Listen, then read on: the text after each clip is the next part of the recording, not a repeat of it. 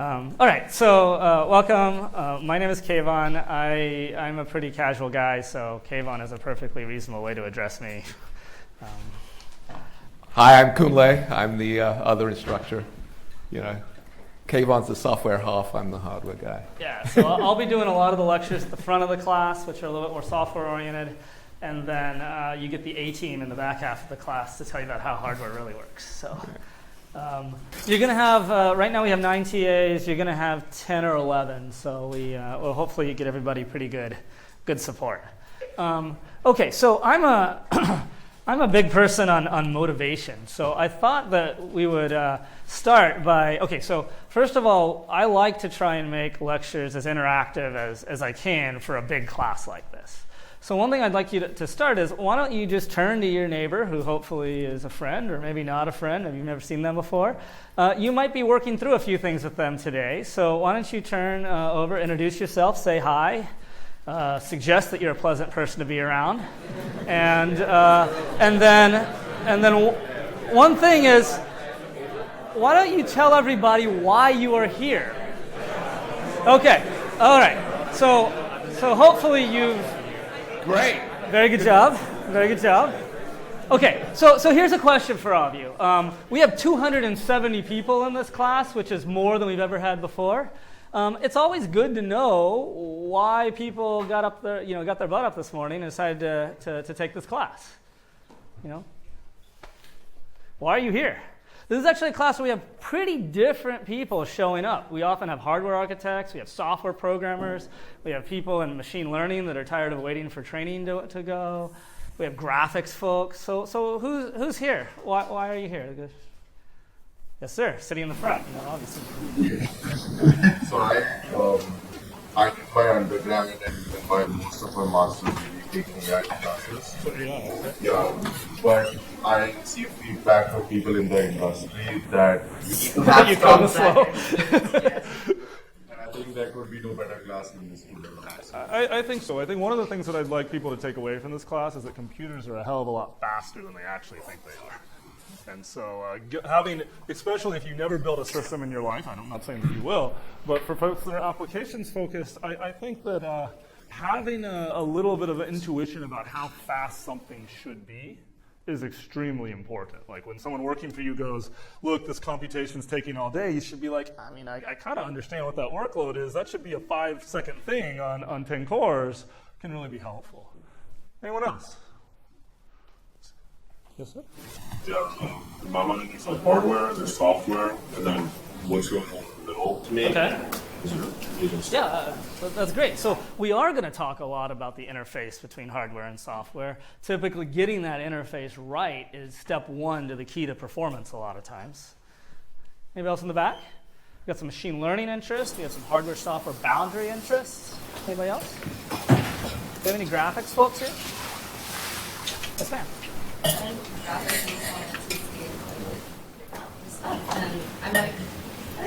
interested in everything.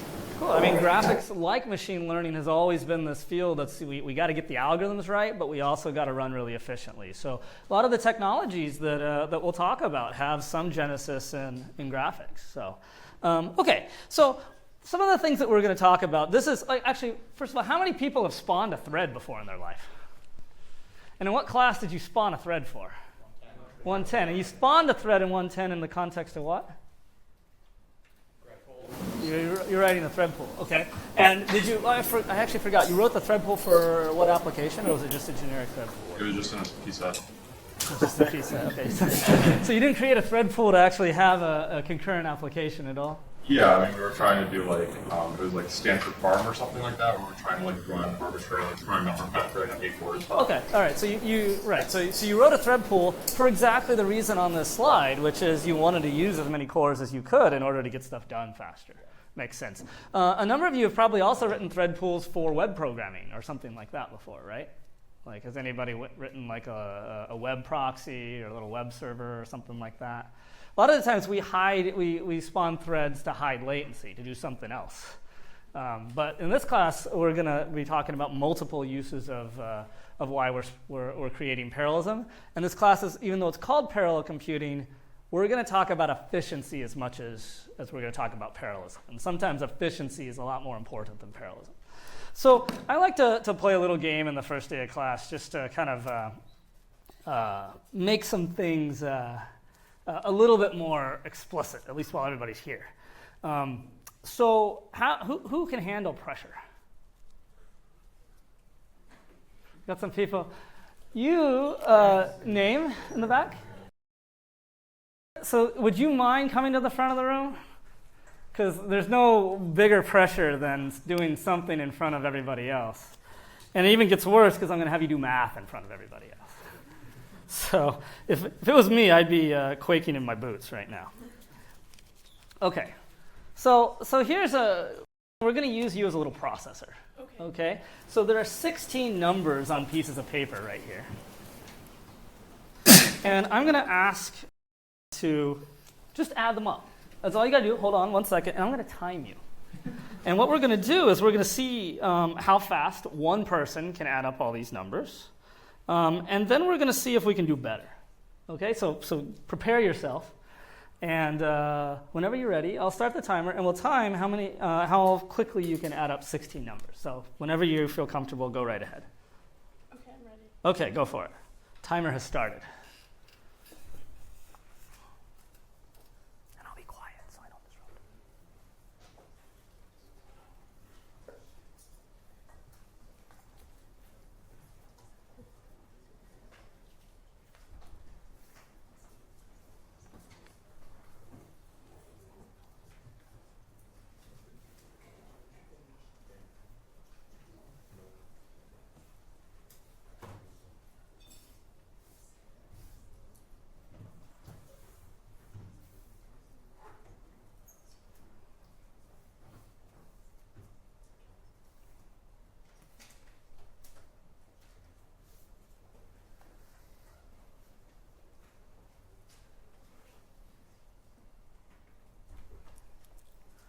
I think it's 106.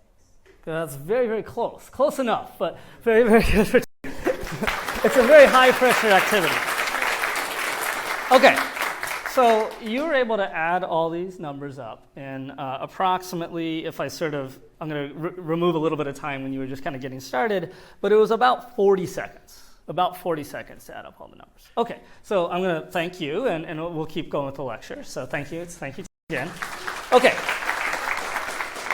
So 40 seconds, and this is our first parallel program of the class. And I might suggest that how can we do better? So one way we could do better is we could practice a bunch over the next couple of days, and we can call back up next week and say, let's try it again, and let's see if we can get those 16 numbers done even faster, right? So she could work on arithmetic tables or something like that. But what are some other ways we could maybe do faster? So obviously where I'm leading you is let's try this with more people, right? So luckily I have sitting here with another set of 16 numbers. The answer is different, so you can't just repeat the same number. And I'd like to have 2 more volunteers to see if we can use 2 people to do better than about 40 seconds. All right. So you seem very confident. Please come on up. Nice. I'm going to put these spaced down so you can't at least pre-compute some of them. And we need another volunteer. Oh, by the way, what's your name? Okay, so first of all, thank and thank. And I'd like another volunteer, but I in particular want a volunteer from the back of the room. Yes, sir. Okay. So you're going to be working with. Your name is. That's great, but I don't want you to go to the front of the room. I want you to stay back here. Sounds good. Okay. So you can't look at these things. And what I want to know is I want to know what the sum of these 16 numbers is. I believe both of you have 8 of them. But here's the catch. Somebody give a piece of paper and a pencil, or if you have one. I'm sure we can figure it out. We have 270 people in the room. All right. So you two can't talk, but I want to know the total sum. So whenever you're all ready, feel free to grab your pieces of paper. 1 second. Let me reset my timer. And ready? Just to ask the premise again. Yeah. He's getting the same numbers? No, you guys have different sets of 8 numbers, and I want to know the sum of all 16. Without communicating? Well, he has a piece of paper. You can communicate, you just can't talk. Okay. Okay? You ready? Go for it.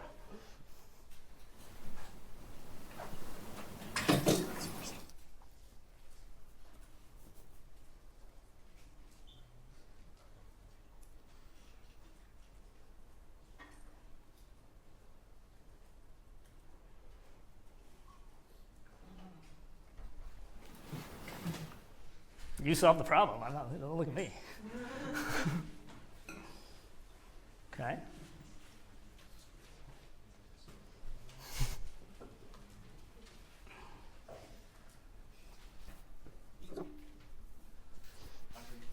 $112. That's actually exactly correct. And very good. Very good. And I can prove it to you because I wrote 112 right here. So that is correct. All right, great job. Now, how did anybody notice how long that took? My stopwatch says 41.7 seconds. So we had one person that, I gave Tina a little bit of credit because it was actually more like 45, but I tried to get rid of some of the rustling of the papers. But let's call it 45, and let's call 41 seconds. So we have two people, twice the resources, twice my CA budget, and I got, how much better did I do? I did what, like 10% better. So what's going on here? What would we have expected if we assumed that everybody could do math at approximately the same rate? 60% of the time. Sorry? 60% of Tina's time. Okay, why did you say 60%? Have it and then add it for some resource communication between the two parties. Okay, and then ideally, like the best we could do, if you had some telepathic connection or something like that, would have been, it should have been about 2 times faster, right? 2 people, twice the resources, 2 times faster. But we actually basically weren't faster at all. And so what caused that? Did anybody notice how long it took the second group to do the math? It actually was at about 21 seconds when you started throwing up your hands, going, I'm not sure what to do next. And I think it was like 23 seconds when he finished his math and started walking towards you. So what was the deal? Yeah. Communication between the two. We had to do some communication. So this is actually a problem that is pretty trivial in some sense to parallelize. But just something as simple as getting one number from one side of the room to the other significantly blew up all of our speed up immediately. Right, like like we had students twiddling their thumbs. Now, if I gave you the opportunity to do it again, and you could sort of do whatever you wanted, how would you maybe speed things up? I would walk over to him while adding the numbers. Okay, so we could walk towards each other while adding the numbers. We can sort of start communicating essentially while we're still doing the math. What if I gave you other rules, like you could yell or you could use WeChat or something like that? I would use WeChat. Yeah, so there's some way, like if we could shout, or if we were sitting here on WhatsApp, like we could reduce the amount of communication significantly, right? So what we saw here is something that, I don't even have to prop this equation up on the slide, right? This is pretty obvious to everybody. I said, what should the speed up be with 2 people? And you all were like, well, it should probably be about 2x.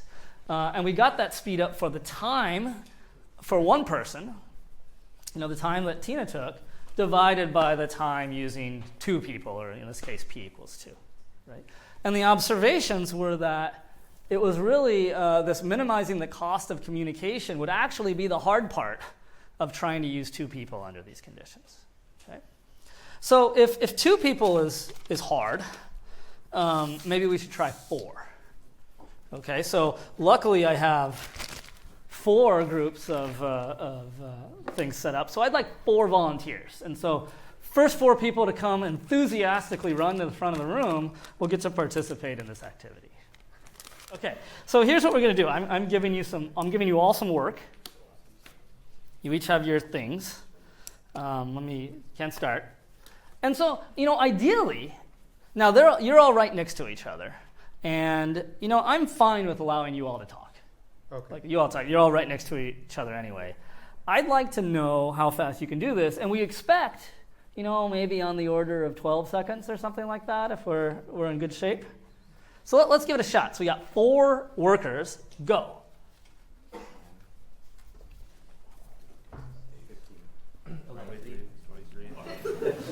So what happened here? What did we observe?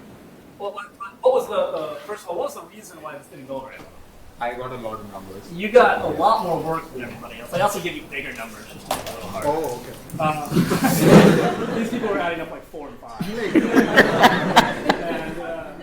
and so, okay, so why did that limit the speed? Because my latency was higher than the other people. I took more time because I had more work and the work distribution wasn't equal. You had more, yeah, you had more work, so everybody else was waiting for you, and they didn't have anything to do. Okay, so I'm gonna, unlike the other folks, I'm gonna give you all another shot at it. Okay. Okay, so I have a different group. Now, in this case, I do know it comes out to, I think, the same stuff. Hey, Kayvon. I'm not going to make any guarantees at all. Okay, so I'm going to redistribute to everybody. Now, before you do your work, why don't you all talk a little bit about how you're going to do this? And with your friends over there, I'd like you all in the audience to come up with a scheme about how you would do it if you were standing up here trying to coordinate 4 people. And there's a number of different strategies. So I'll give everybody like 45 seconds or a minute to talk it over. If you were up here with 4 people and you had no idea what were in those piles, how would you do this? I think I'd go first. Maybe if you have... And feel free to talk about it in groups. Yeah, just to keep it together. Okay. I think that's enough planning time. So take your packets. And 1 second, let me get ready. Are you ready? Go.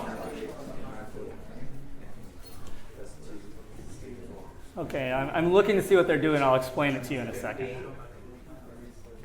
34. This is 34. 64. 35. 64 plus 35 is 26.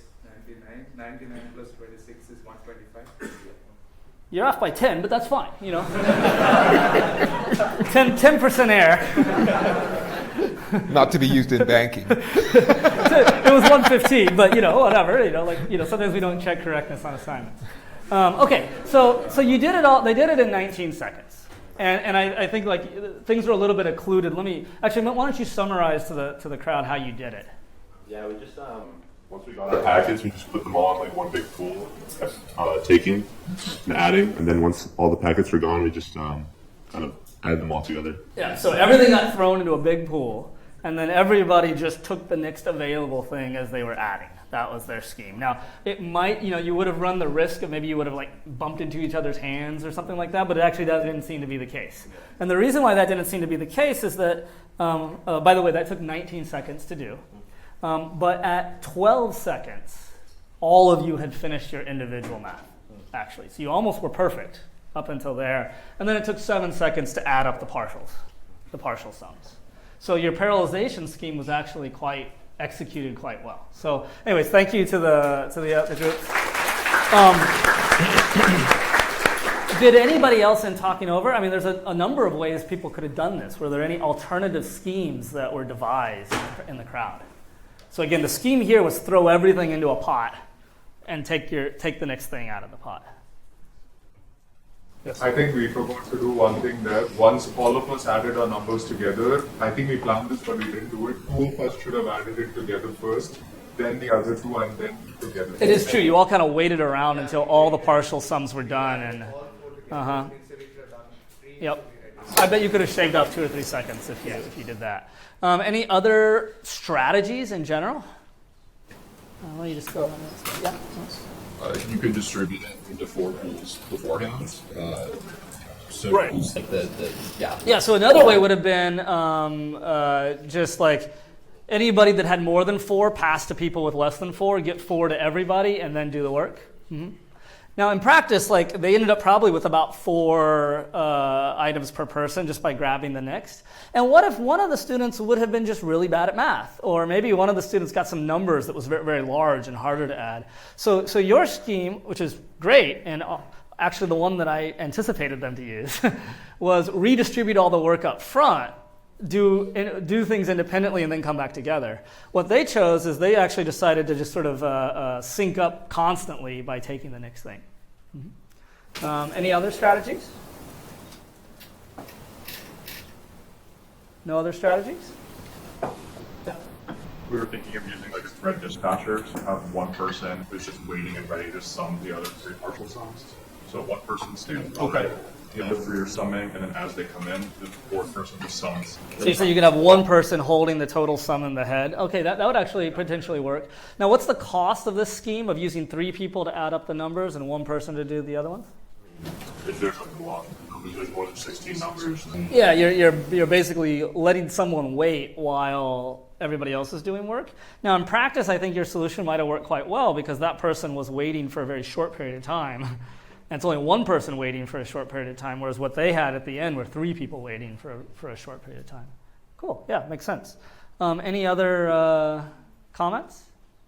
Ways of going about this? Yes? Can you explain the thread dispatcher? Well, the scheme was we're going to let one person just stand off to the side and do nothing.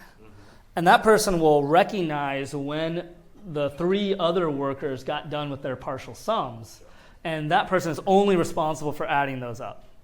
Right? So they can presumably they can start adding numbers up in parallel with the long worker. So another possibility. Seems perfectly valid to me. Okay. All right. One more before we get on to some class logistics. And this is the more interesting one that I want you all to decide as a class. What I want to know is how many people are in the room right now. Okay, so I'm going to give you 1 minute and a half to talk it over with everybody else. As a class, you need to design a strategy for how you're going to do this. And I'm going to put the timer on you. And we're going to try and estimate how many people are in the class right now. Let's say there's 150 people in the class. If we can do 16 numbers in 45 seconds, to round up to a minute, well, that means that we should be able to do the whole class of like 160 in 10 minutes, right? Divided by 100 people, so this should be just a few seconds to add everybody's up. Yeah. So how are you going to do it?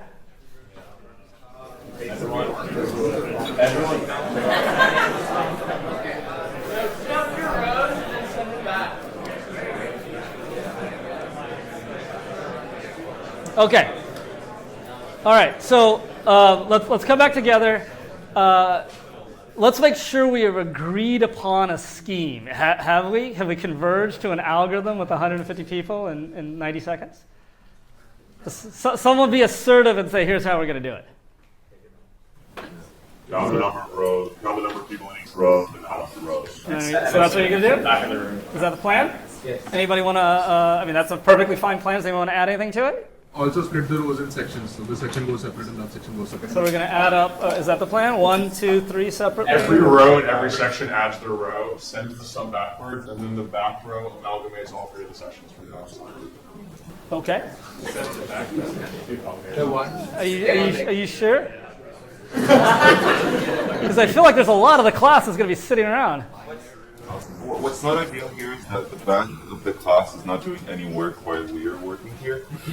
Yeah, the back of the class is going to be doing a lot of waiting while this partial sum is rolling back. Anybody want to? Start in the back and sum meets in the middle. Okay. Okay. So there's a proposal to start in the back and push forward, and start in the front and push back, and you all somewhere in the middle are going to have to produce it. Does that sound okay? Any more? Yeah. Maybe one person or 2 people, one from the back, like count the number of people in the back, and another person count the number of people in the front, and then combine that, and then send it to the other section in the middle. I see. Sorry, I didn't quite get it. So are we still doing rows first? For the front section of front rows, and then another person for the back rows. Okay. And then combine that. But how is that? So only 2 people are going to do the work? Kind of observing, yeah. I think I know what you're saying, but I'm not sure if I can translate it into pseudocode for 150 people in 10 seconds. But okay, one more thing, and then I think we're at a scheme, and let's just see how well it goes. Yeah. Well, everyone tries to group by 10. Each one finds a group in 10, and the time limit just comes how many 10 groups. Now we're doing something different. So the proposal is get your butts up, get into groups of 10, and then count the number of groups. So who wants to? Is there a strong feeling? That one's Susan. I think people want to move around. Yes. You have everyone sit in the middle row. Everyone sit in the middle rows. Everyone fill up the rows. The first row. Oh, okay. The other thing was everyone pre-compute the number of chairs per row, and everybody fill up the front rows. And count the rows. Okay, I'm gonna get one more. These are actually a lot more creative than previous years. So, Yeah, good. yeah. What's So you have one person post a poll on Ed. Yeah, that's a good idea too, right? I think you could probably do that one in parallel with the in-person algorithm too, and see which one converges first. Sometimes it's called speculative execution. You do two strategies and you see which one wins. Okay, so which one do you want to go with? All right, filling up rows? Yeah. Okay, are you ready? 1, 2, 3, go.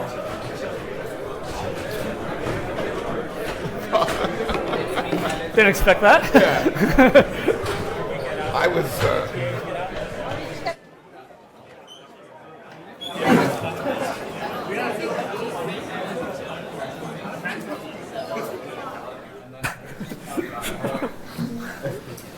All right, we're at 2 minutes. 10 minutes is a serial algorithm. 12, 16, 24, 30, 36. All right.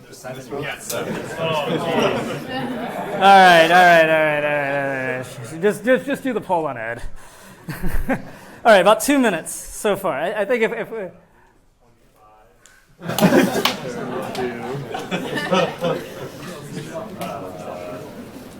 I like that perseverance.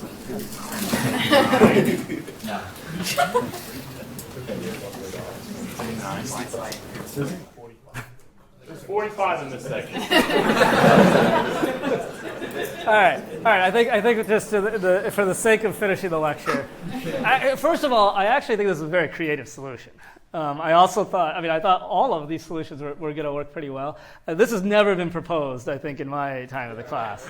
And the groups of 10 also had never been proposed ever in the class. So what do y'all think, actually? So let's maybe do a little bit of a post-mortem here on what was good, what was bad about this. Yeah, what was good? I think there should have been like 1 or 2 people that are just dedicated to counting everyone while they're being seen. I do have a feeling that this idea of just separating somebody off to the side to be responsible for counting, given this number of people, probably would have been helpful. Yeah, exactly. I have also a feeling, which will be somewhat embarrassing, that if your algorithm was one person, just count everybody in all the rows, they probably could have done it in 2 minutes. What else did you notice about this? Yeah. I think like we need a lot of communication saying that, hey, do empty here and that kind of stuff. Yeah, so you kind of had like an allocation problem. You also had a big data movement problem just to get everybody into the appropriate seats. So I actually think in hindsight that groups of 10 might have actually gotten people to a countable set a little bit quicker because you didn't have these dependencies to get everybody in rows. So I have a feeling that like if you're getting hot and things like that, why don't you file back to wherever you feel most comfortable. But thank you very much. So if I assume there's like 160 of you here right now, that was like only 10 times more work than we originally asked to do, for example, right? And so it shouldn't have been more than about 6 or 7 minutes to add it all up sequentially. It should have been much less because now it's just +1. It's not adding a harder number. But we were nowhere close to that, right? Like in terms of a 100x speed up over the sequential algorithm. And it was largely because of the cost of communication, synchronization, moving all of you. And so this is something I want you to keep in mind because although the class is about parallelism, I mean, the reality is that it's really about moving things around. Like every system that I think I've ever built, I bet Kunle probably would agree, is kind of the only thing that really matters is communicating and moving stuff around. Okay, so let me get into just some summary and some logistics real quick. Theme number 1 of this course is we're going to get you thinking kind of like you were just thinking now. Like we're going to give you problems. You need to compute this problem, and you need to do it as efficiently as possible. And so we're going to want you thinking about how to decompose things in parallel and how to synchronize. And we're going to, I like that there's some folks interested in the hardware-software boundary because we're going to talk about programming mechanisms that help you organize that thinking, that make it a little bit easier to solve problems like this. Now, some of you are computer scientists, your day jobs, or you write software, Some of you are EE and design hardware. Another aspect of this course is about the fundamentals of how hardware works, because you can't make things go fast if you don't know how things are running under the hood. So the hardware is a little bit about why code has to be structured in certain ways in order to run fast. So software people, hardware designers need to know about hardware because they like to build this stuff. Software folks need to know a little bit about hardware to go, wait a minute, why am I making my program structured this way? It seems hard or it seems difficult. Why can't I write it in another way? And more so than in previous years, there's going to be a stronger component in this class of actually designing hardware itself. So there may be an extra credit assignment at the end of the quarter where you can actually make a piece of hardware on an FPGA or some programmable substrate. And then the last thing I want to just really emphasize is I care a lot about teaching people about efficiency. In some cases, like in this exercise where we added up the number of people in the room, if it would have been easier for one person just to scan the rows and add them all up, that's great. That's a faster, potentially more efficient solution than a solution that was highly parallel but had a lot of communication. So let's not get too hung up on parallelism, because efficiency is often what matters. So here's an example. Imagine that you go off to your next internship or full-time job for whatever, and you were asked to write, to speed up a program on a 10-core processor, something like that. And you came back a month later, and you were able to get 2x speed up. You went to your boss, you said, look, it's 2 times faster. Do you get fired, or do you get a raise? Okay, so we have a very negative class. Some people want to fire you. What's a rationale for getting fired? I mean, you had 10 processors, but all you could achieve was a 2x speed up. You had 10 processors, you only got 2x out of it. Maybe you're using those processors very inefficiently. They say, you're fired, go back, take CS149. Any reason to give the person a raise? Yes, sir? Yeah. I'm just saying not all programs are like so easily parallelized. Like the one we just did, right? Like that's a pretty hard program to parallelize. Is there a reason why you might be satisfied with 2x? Yep. Yeah, if the performance gains by that offset the additional cost of using a 10 processor computer. Yeah, like maybe computers are cheap, and like being able to reduce the response time of your website by a factor of 2 translates into a ton of sales. You might be really happy. Or like Google search results have to be returned in a certain amount of time, otherwise people lose interest and go somewhere else.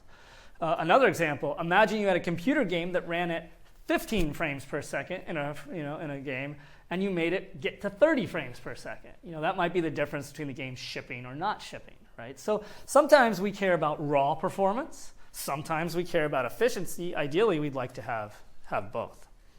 Okay. Okay.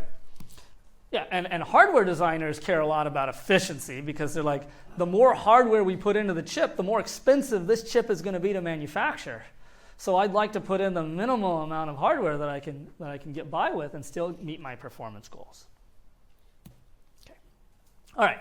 Middle of the lecture, let's take a breather for a second and just go through some logistics. This would be a good time to ask any questions about logistics. Getting started is that all information on the course will be via the website. So CS149, here's the website. All the lectures are posted. So we try and make sure that your lecture slides are posted prior to lectures so you can follow along while you're in the classroom. Notice that there's a mechanism to comment under the slides. So you can add a comment. And typically, the reason why we do this under the slides is you can ask an actual question specific to the slide. So like intellectual questions, like I didn't understand this, can someone explain multi-threading? Very much prefer them to come in via the slides so that other people can see them and respond, as opposed to making those on Ed. Ed is for like logistics and stuff like that to me. And you can always go up here to the course feed and see all the comments that people have made. Okay, back to my lectures. So that's that. There's no textbook. The slides are basically the textbook. The internet is full of great resources, and so a great way to make a helpful comment would be to say, hey, I actually learned it from this website. The explanation in class was pretty bogus. This is way better. Go read this, right? All right, so you're going to be doing 4 programming assignments. It's the bulk of the grade. The first programming assignment will come out on Thursday. It's a little shorter. The next 3 are significantly longer. You will be writing a much more elaborate version of a thread pool where we give you dependencies and everything. You're actually going to be writing a renderer yourself that will make pretty pictures via CUDA as fast as you can. Not made yet, but intended to do so. Assignment 4 is definitely very new this year.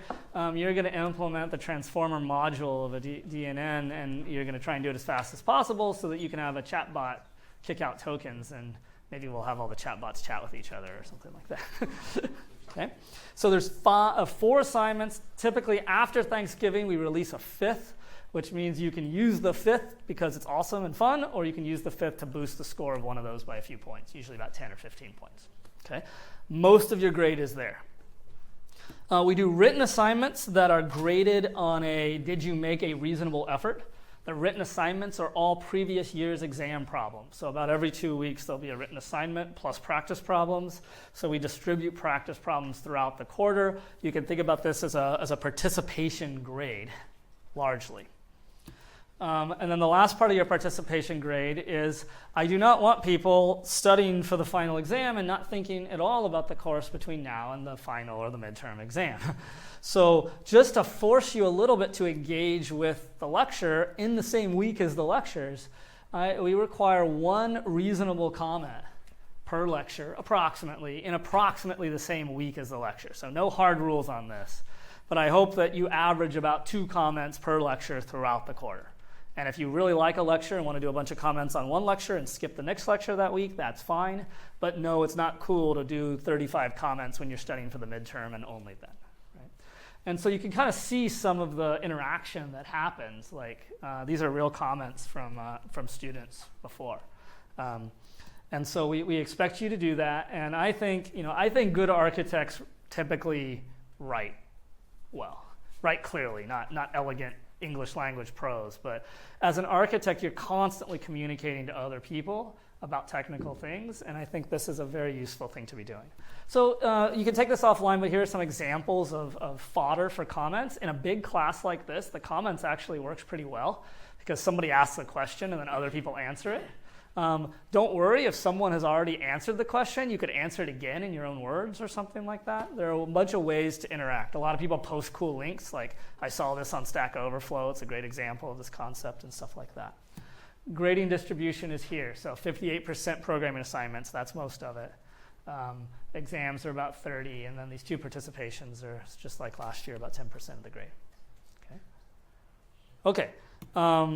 The only last thing I wanted to say now is we do 8 late days per quarter. You can use your 8 days for programming assignments or for the writtens.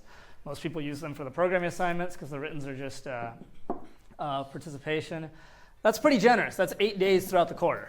So we expect that those late days are for most life situations.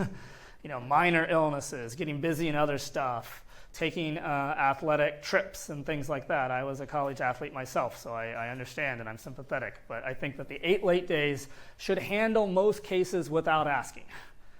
If you get yourself in a situation where this is going to be trouble, come talk to us in advance. I mean, multiple days in advance. You're like, I foresee this, me not being able to complete my work. We'll handle it on a case-by-case basis. But I bet 95% of the time, I'm going to say, just use your late days. That's what they're there for. No problem if you turn in your assignment 3 days late. I think we have a rule that programming assignments, written assignments can only be 1 day late because I want to release solutions and they're for credit only. Programming assignments, I think, can be up to 4 days late. I can't recall what it was on the website. It's 3 or 4. Okay? All right. Any questions about logistics? That's all I was going to do about it. Yeah. One, not a question, but kind of a feedback. Like in both the programming and written assignments, could you indicate like which question or which component could be completed after which lecture? Sure. Yeah, I could even do that in lecture. I mean, it's not super modular like that, actually, so it might be a little hard. But in general, the programming assignments, with the exception of assignment 1, all the content, I believe, is released prior to all the lecture content exists prior to the assignment coming out. In assignment 1, you'll have conceptually everything you need on Thursday, and logistically with a little bit of programming example comes next Tuesday. But yeah, yes. Will the final exam be in person? Or Final exams in person at the university slot. That is the one thing that we are a little bit strict on. It is hard to run asynchronous assignment. So if you're an in-person student and don't have an extremely, extremely strong reason, we expect butts in chairs during the exam slot. Okay, so I accidentally bought a ticket to go home early. Don't accidentally buy a ticket to go home early. We've actually accommodated them in the past, and it just makes for a mess in the TA grading, and then you never know if the solutions get out and stuff like that. Okay, yes, ma'am? Get a code to make an account on the Yeah, sure. I just wanted to double check a few things before I had everybody sign up. Yes. Yep. Okay. All right. So keep going. All right. So the last 20 minutes here, 25 minutes, maybe let's go into a little bit more technical material that is perfectly fine if it's new to you, but some of it may be stuff that you have seen. So I like to set the stage for tomorrow or Thursday's lecture. Okay, so sometimes it's kind of useful to think historically about things. And when I was approximately sitting in classes like this, and I was really interested in parallel computing, I actually had professors tell me, why are you interested in parallel computing? Just wait a year for processors to get faster. Right? And so this is a very old plot that Kunle made more than almost 20 years ago now. Of processor performance as a function of time. Okay? And it's a log plot, so you see the exponential.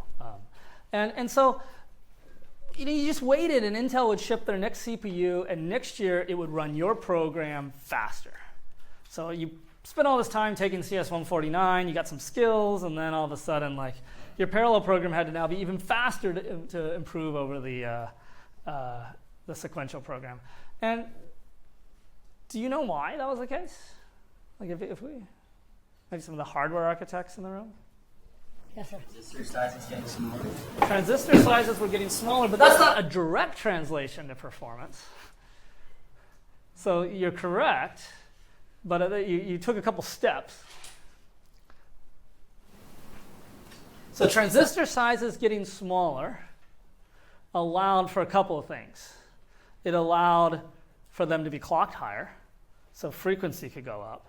It also meant that more transistors could go on the chip, and architects had to have clever ways to use those transistors to translate into performance. Okay? And in this class, I'm oversimplifying a little bit, but you can kind of think about two major reasons as parallelizing your code for you without you ever knowing it, and two, increasing CPU clock frequency. So this is where I get to a few questions that may seem really dumb, but one of the reasons why I like people writing comments is sometimes when you sit down to write something, you realize that your thinking is not as precise as it may seem. So, look to your left or right, and I want you to spend 30 seconds answering this question. What is a computer program? From the perspective of a computer. Here's definitely a program written in C. No problem. This is a computer program. But from the perspective of a computer, what is this? What is a program? And just go ahead and give that a shot. Spend 45 seconds. What is a program? Can you define it yourself?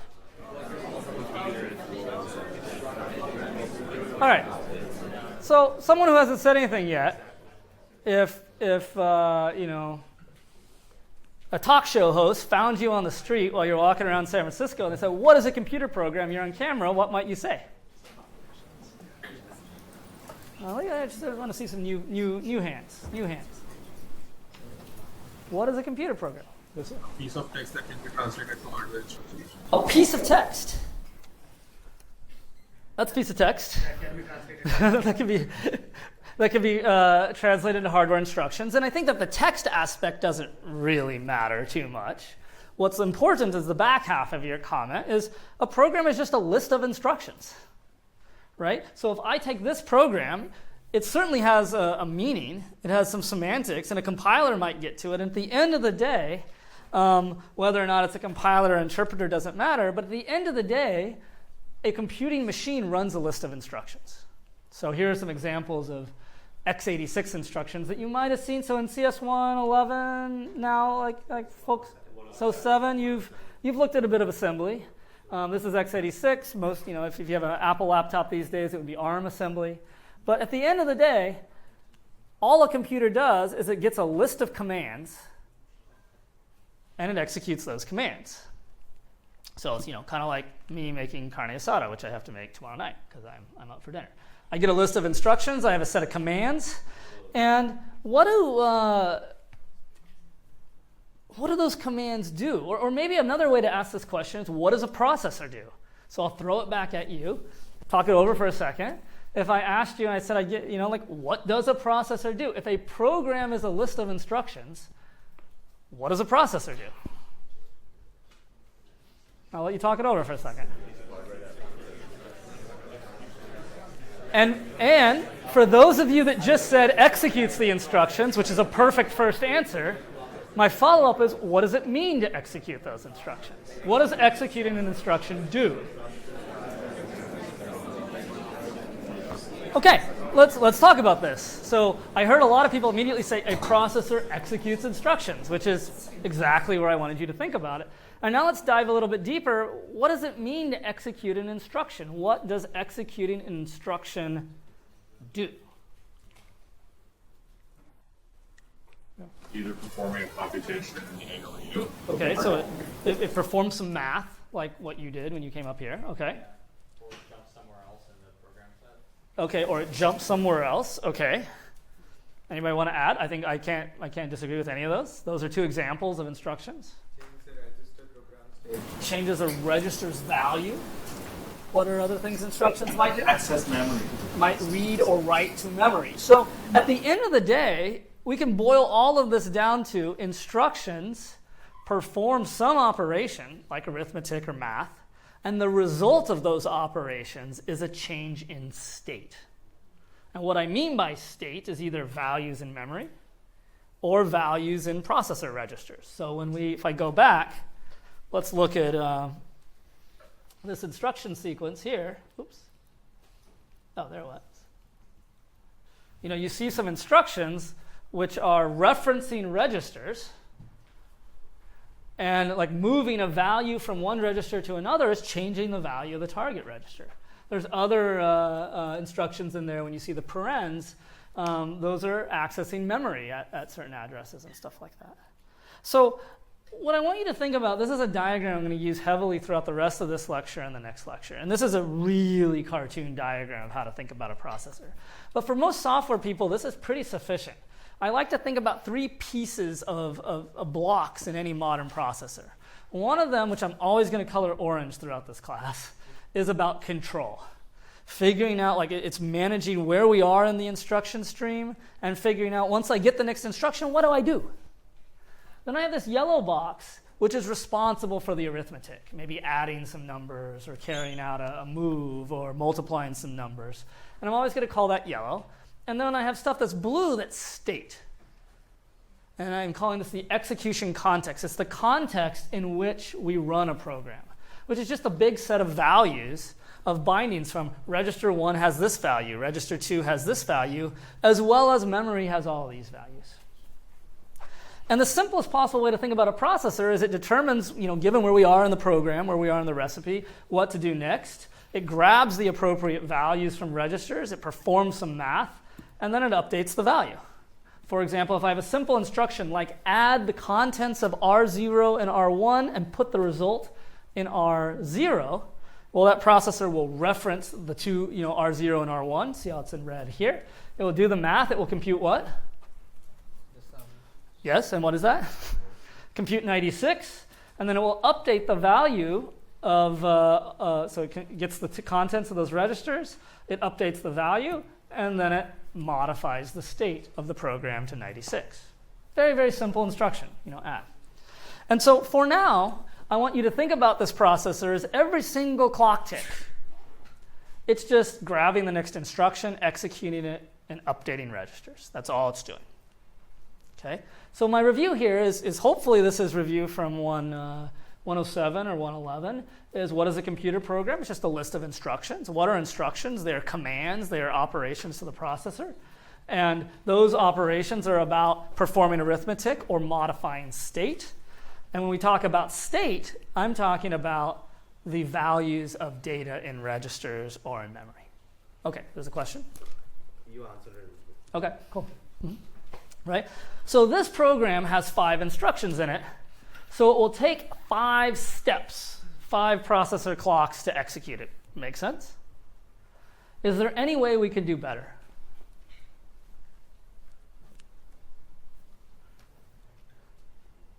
What if I had 2 processors? Okay, this is your program. This is what, let's say I'm a computer and you hand me this program to run.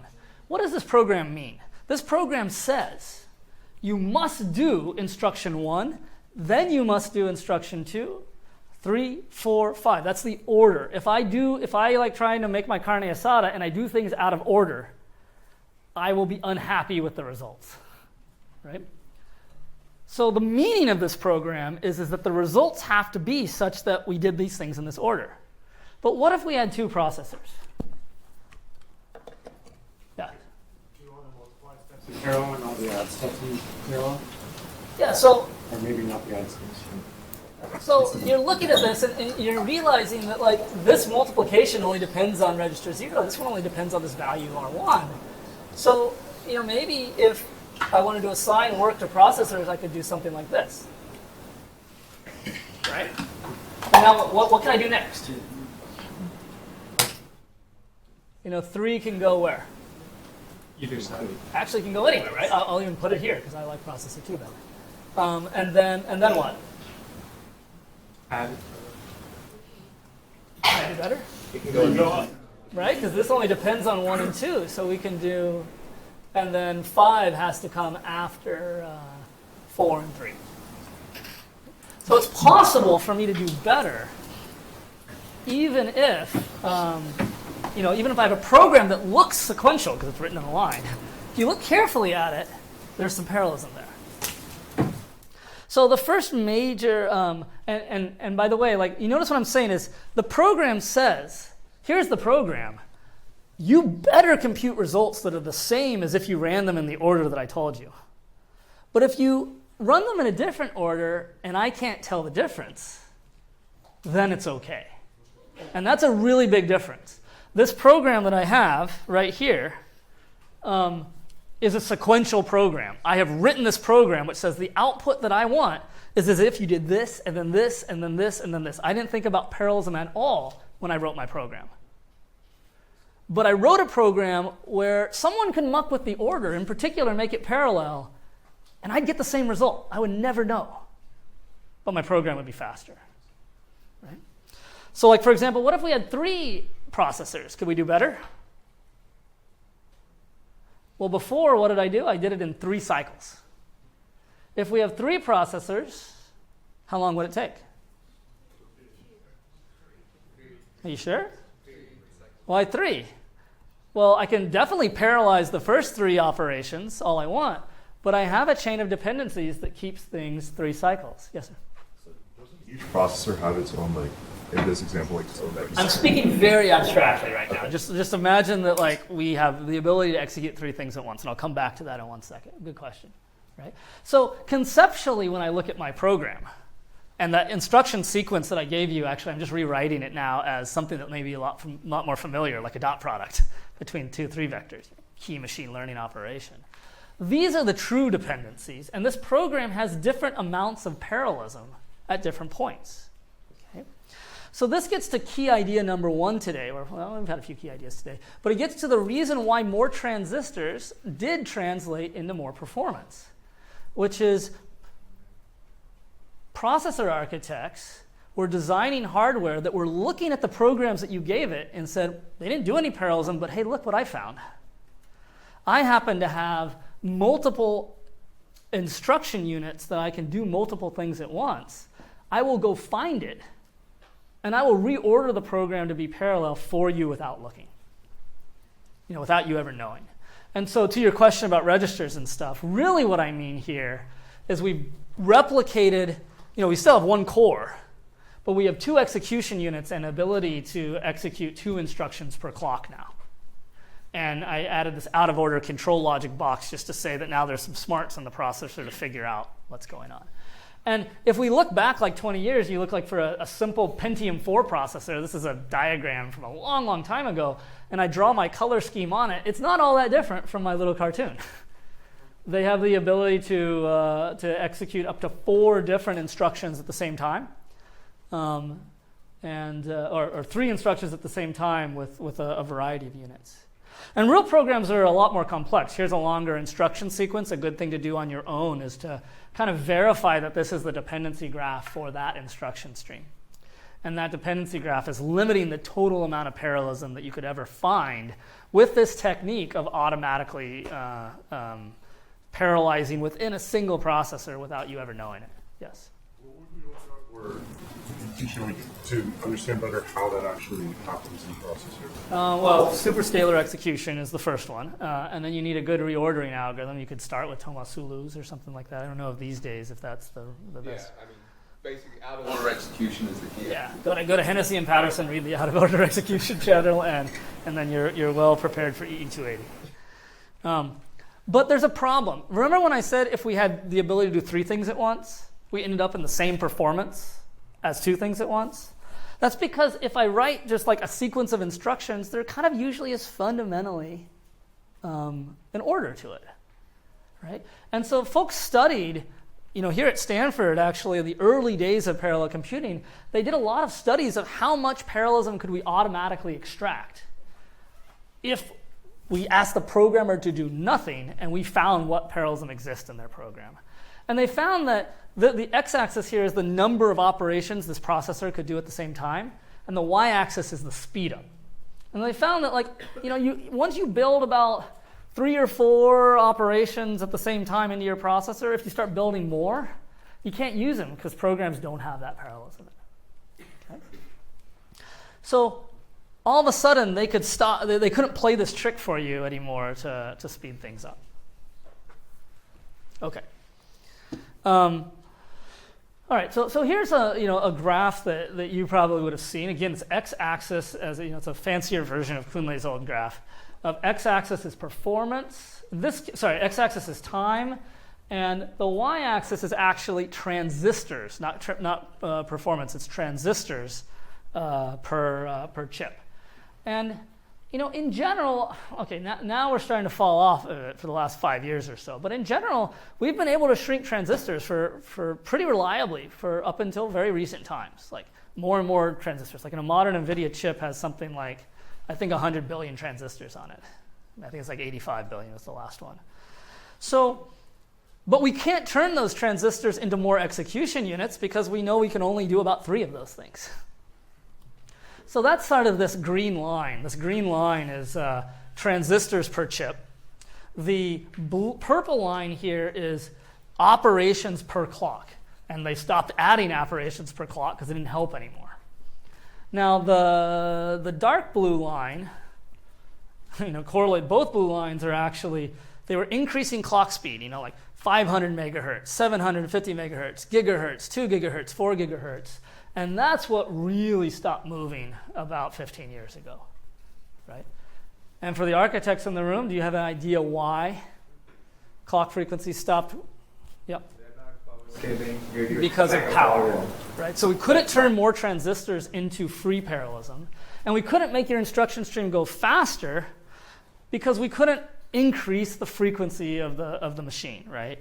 And that's completely power driven. Like these processors that you see today are non-trivial. Like if you take an RTX 4090 GPU and you take the microwave in my kitchen,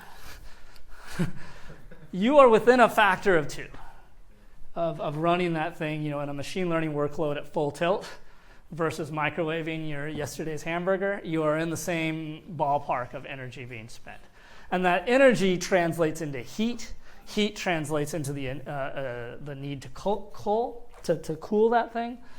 And so you just cannot continue to increase frequency. And we'll talk a little bit more about that. But a nice rule of thumb is that power is going to go as the square of frequency. So x-axis here is clock speed, y-axis is power consumption. So it's a very inefficient way to go faster is to try and increase that clock. Okay? So this is where we were not so long ago, when I was in grad school. Software, all of a sudden, the only way to use all these transistors would be I, as the programmer, have to tell the processor, here are two things we can do at once. Now, luckily, in machine learning and computer graphics and image processing and photography, that's going to be pretty easy. And so that's when people started building processors with chips with a bunch of processors in it, where they took that one single instruction stream and allowed for more and more things to go in parallel. So one of the things you're going to do in this class starting on Thursday is the first thing is you're going to go, wow, if I actually just write code properly on a machine that you're used to, like a laptop or the quad-core Myth machines, the difference between C++ code, compiled C++, I'm not talking about Python or Lua or anything like that, compiled C++ and well-written, properly parallelized C++ is about 30 to 40x on your laptop, even with 4 cores. So we'll talk about why that's the case next time, right? And you're just seeing some big chips out there. Like you can go buy an AMD chip these days with 64 cores in it. We'll talk in the class about how NVIDIA processors are more of the same thing, just a little bit different point in the design space. There's 18,000 floating point multipliers on a 4090. So that's a lot of parallelism you have to have in order to use this thing. If you look at how many cores are there in the world's largest supercomputers today, these are megawatts. These are basically power draws of small towns. And we're in the orders of hundreds of thousands of CPU cores. This is not just a big iron thing. Go crack open your iPhone or go crack open your favorite Android phone. You'll find multi-core processing, both CPU and GPU. If you're working embedded, you'll find multi-core processing. All right. So last thing in the last few minutes. So far we've been talking about parallelism and communication and stuff like that. In this class, it's not enough to be parallel. You got to be efficient. And one thing we're going to talk about in multiple lectures this year is how the architects of the world are saying we are not going to, if we have to be more efficient, we cannot provide you general purpose cores. We're going to have to provide you much more specialized cores that do specific tasks. So here, again, this is that iPhone, and now I'm highlighting some of the stuff down here. On this processor, there are 6 CPUs, 2 of which are big CPU cores that are really good, or are supposedly good at running single threads. There are 4 small CPU cores that are lower power and good for background stuff. And then there's a whole bunch of stuff on there for camera, neural networks, sensing, your heart monitor, all of this other stuff that's never even run on the CPU. It's run on specialized processing. That's true in the small. It's also true in the large, with Google building TPUs and Facebook announcing that they're building their own neural architectures, as well as in the Valley these days, the large number of companies that are building special purpose processing infrastructure just for machine learning. So we'll have lectures about all of this throughout the course. Okay. All right, so I'll close up on the thing that I think is perhaps the most important. As you saw when you're walking around the classroom, moving data to the right place is going to be the most important thing we talk about in the class. When you think about parallelism, you're going to be thinking about what do I do at the same time and how do I get the data there? Okay. And here's some examples. So this is where I need to bring up memory, a term that I've used without defining so far in this lecture. So I've asked you what is a program. I've asked you what is an instruction and what does a processor do. And at some point we've said things like a processor issues instructions that modify state. And I said one of the aspects of that state could be values in memory. What did I mean by memory?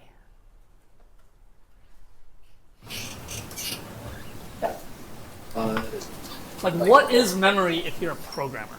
RAM. Or RAM caches. is an implementation of memory.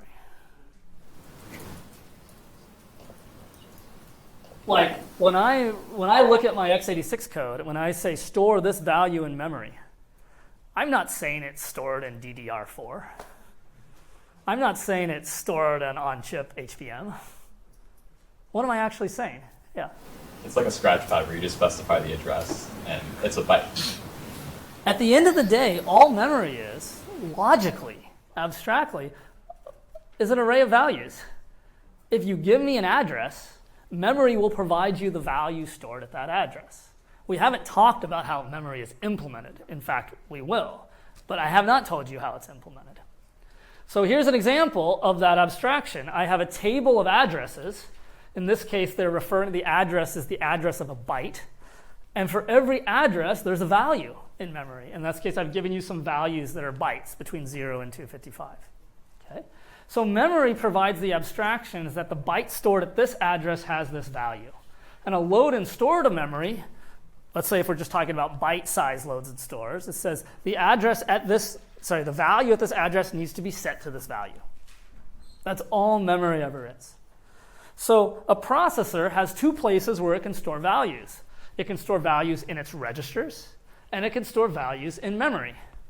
And there's example of an instruction might be move the value from memory into a processor register. So I say, go ahead, hey processor, take the value stored at this address, which happens to be 42, and move it to a register, for example, register R0. And what's the effect of that operation? How will my state change? How will the state of this program change if we execute this instruction? R0. Yeah. R0 will have what value? 42.